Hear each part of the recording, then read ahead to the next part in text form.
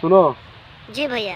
ये पूरा यहाँ से और वहाँ तक, ये पूरा वहाँ से वहाँ तक पूरा 50 एकड़ जमीन मुझे चाहिए। हो जाएगा भैया। यहीं पे एक बस बहुत बड़ा दारू का फैक्ट्री बैठाना है, कैसा रहेगा? फोन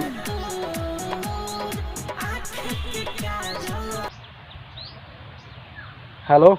बहुत बड़ा हीरो हो गए हो तुम। क्यों? क्या? तुम मेरे से जीत नहीं पाओगे, क्या समझे?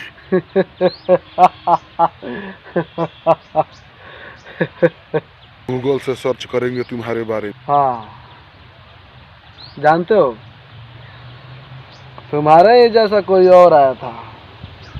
हाँ, तुम्हारे ही जैसा कोई और आया था जो बोला कि हम गूगल से सर्च करके तुम्हारे बारे में पता हासिल कर लेंगे।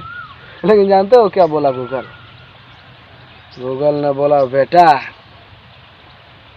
अपनी औकात देखकर किसी और का सर्च मारो, क्योंकि तुम हो बेटा और वो है बाप। और सुनो ना, हेलो।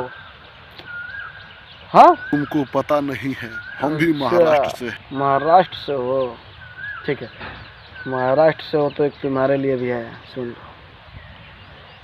बिहार हो या यूपी, बिहार हो या यूपी, चाहे हो महाराष्ट्र,